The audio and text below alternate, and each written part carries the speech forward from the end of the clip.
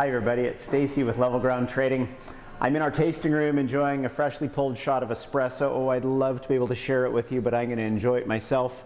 As you may know, our espresso has been independently rated as being a 92-point blend. It's a beautiful thing, and we've just brought into our warehouse our first time ever shipping container of a new ingredient for our espresso. It's a beautiful Rwandan coffee, and I wanted to take you in the back and show you a little bit of what's been going into our espresso blend, and specifically the Rwandan. As you know, we're a team of coffee specialists. We focus on sourcing, staging, and supporting quality coffee right through the supply chain. And I want to give you a bit more information about the farmers and the back end of the Rwanda coffee, most notably from a women's cooperative called Abakundakawa. Here we go.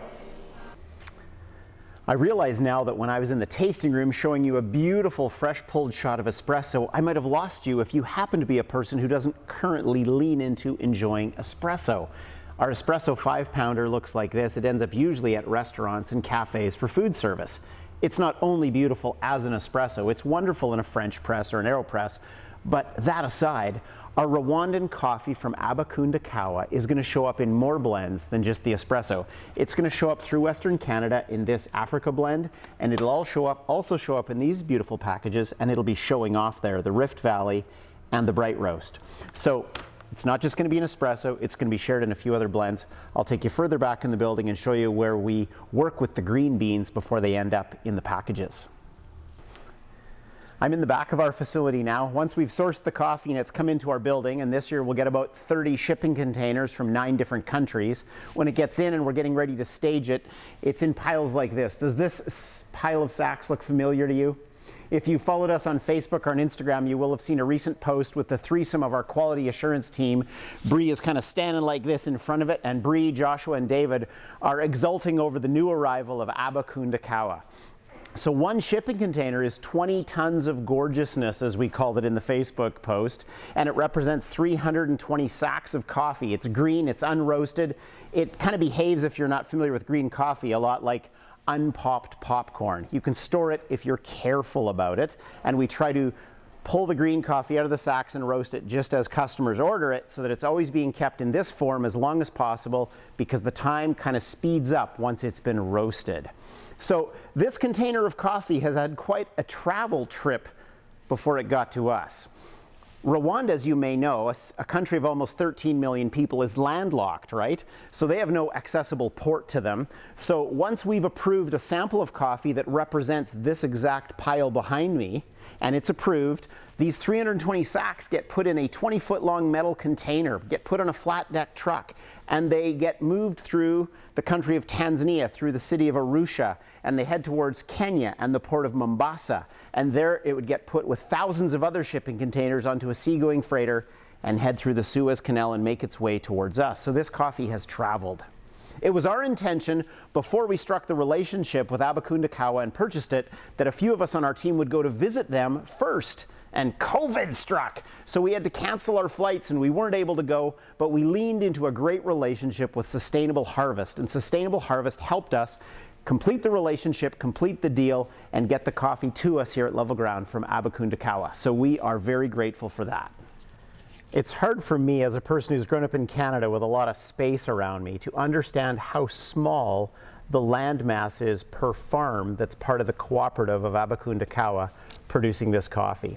The average farmer in this area has 0.08 of a hectare, not 80% of a hectare, 8% of a hectare. It takes 12 farmers to make up 2.5 acres of land, which means when you look at it, they've each got a few hundred, maybe 1,000 trees. Remember, coffee trees are held at, the height of an adult, something like that, and so the production is very small per farm.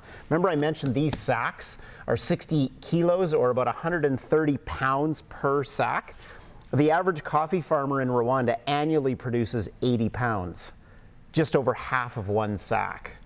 So we get these green beans in from the sack. This is the actual Abakundakawa coffee. You can see it here, those beautiful little beans. These farmers who are producing, among having all the food that they would be growing, fruit and veggies on their property, maybe having a cow for dairy and protein and some chickens running around, they're producing this for a cash crop, but they're getting out usually less than 100 pounds of green beans per family farm per year. So this container of coffee represents the harvest of about 400 farms. It's ridiculous to think of the potential impact that we have as a business when we're buying coffees that are this high quality, great price from small scale farmers. So another reason to do the happy dance about coffee coming from Abakundakawa. Just going to wrap up, guys, here in our cupping lab. I've got the trusty tool of the coffee team, the cupping spoon. Here you see a lot of little samples. This was the very first ever sample of Rwandan beans that we received to approve that 20-ton container that you saw down there in the warehouse. We've got it now lightly roasted up on the table here, and then to get ready for a cupping, we've got 5 cups to represent the container that are like this. We're about to put the hot water on them and give them 4 minutes and break the crust and do all the beautiful things we get to do as a team to check on the quality. So if you get a chance to taste the Rwandan coffee, it's a beautiful thing. You can see the Tasteify report there that kind of highlights some of the key beautiful tasting notes that are there. It's got a wonderful aftertaste, a juicy acidity, and really, really gorgeous aromatics. So thanks for coming on a little tour of Level Ground to explore the Rwanda Abakundakawa that we've just received. We hope you'll get to enjoy it along with us in those different blends and offerings that we've noted to you. And thanks a lot again for checking us out at Level Ground.